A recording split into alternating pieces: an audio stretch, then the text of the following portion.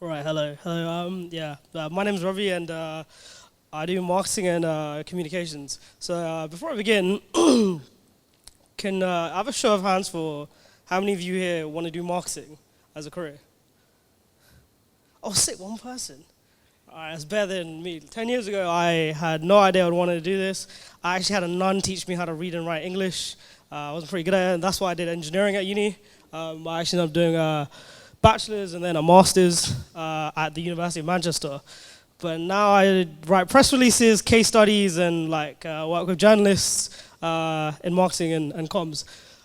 So a background of the background is very simple, right? So Tamil kid, refugee kid, family moved here from Sri Lanka in 2001. There was a lot of pressure to study really hard, accountant, law, engineer. Fortunately, that didn't happen. I actually flopped my A-levels. What that means is I got a B in maths, a B in physics, B in chemistry, and a B in further maths. So I ended up missing all of my university options, and I actually ended up doing a foundation year at Manchester. So I did my foundation year, went really well, started my first year. About 3 weeks into my lectures, I realized this is not where I want to be, but I was too scared to tell Amma and Appa, so I just kept doing it. But Uncle, do you mind? I'm moving to the next slide. So what happened was I picked up a camera one day, realized I need some skills and hobbies, soft skills like every other speakers mentioned, and picked up a camera, started doing photography, and one of my friends signed me up to a competition like they did to Harry Potter and the Goblet of Fire in it. So they signed me up to the social justice competition. It's university-wide. 5 shortlists from 100. Over 6,000 voters. I decided to tell a story about my dad and our experiences moving here from Sri Lanka, and it won. It became a prize winner, and I got some money out of it. And it was the first time I was like, oh, you can really monetize on having a sense of creativity and telling a very impactful and captivating story.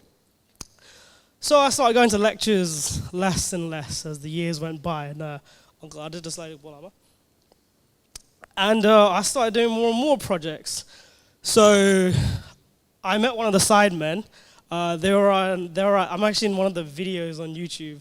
They were on Manchester campus. I was walking to a lecture and I saw them filming, so I just approached the YouTube team and I was like, what are you guys doing? What's going on? Had a conversation. They were like, oh, do you want to film with us? I was like, I got an assessment in a couple hours. Actually, yeah, let's do it. So I ran back home, grabbed my camera, came back and filmed with them. And then I got to build rapport with the social media manager and the branding managers who was involved. And that was fun. That was a lot of fun. Then next up, we're sorry. I bumped into Liam Healy on the train. He was a cool dude. Pretty known in Manchester as one of the big photographers up there. He started one of these social enterprises for creativity. And he roped me on the Manchester City football campaign, which was pretty dope. We shot some more content, worked directly with the Man City's PR team, and we had it published out, right?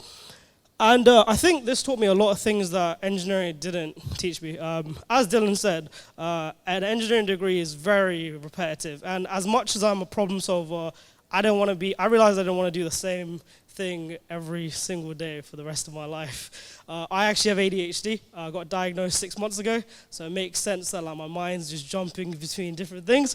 And creative projects gave me that opportunity to float around a bit. So through uni, I realized that it's important to develop these soft skills, broaden your network, say yes to as many opportunities as you can until you realize you know which opportunities you don't want, and pretty much being comfortable with the uncomfortable, because that is how you naturally grow.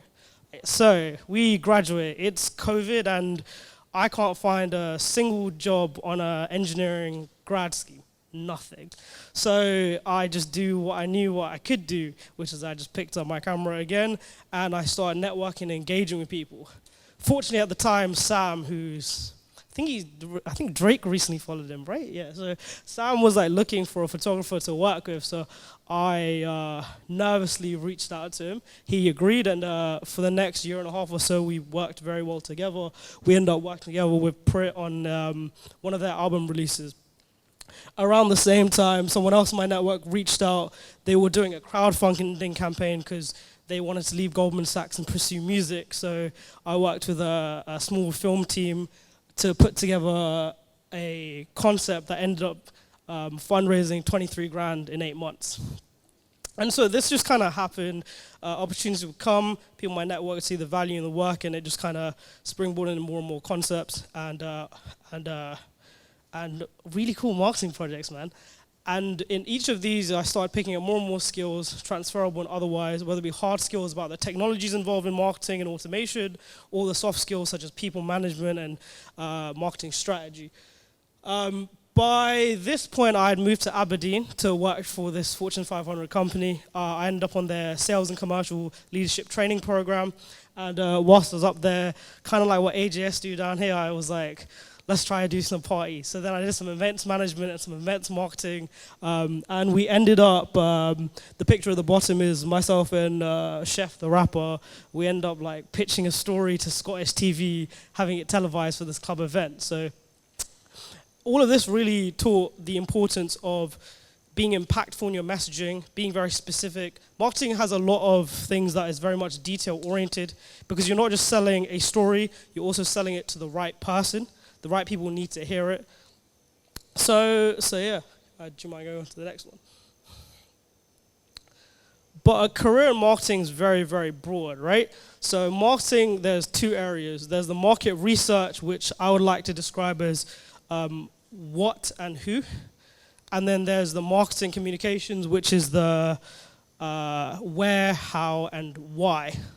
And there's a lot of areas involved. So one, of course, you need to be detail-oriented. If you're trying to tell a story, you need to have really good communication skills. People skills are extremely valuable. Soft skills are second to none because you're off, with my role specifically, there's a lot of work with senior management, getting people to buy into things. So I work for a large oil company, and one of the things you learn about large corporate companies is things move pretty slow. They have traditional ideas, so you have to really sell it to your bosses that this idea or this story is cool, and the journalists will want to hear it. And so that's an important skill to have. And also now the industry is very different to what it was about 3-4 years ago.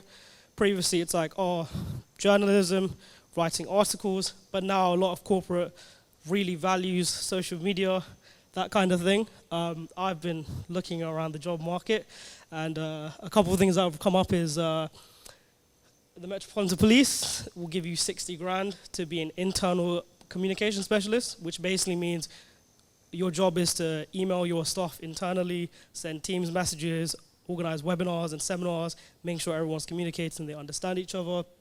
McLaren's doing marketing operations, which is like, if someone wants to tell a story, cool, you project manage it, you manage the people, you manage all the different facets that are involved in making sure this campaign moves forward.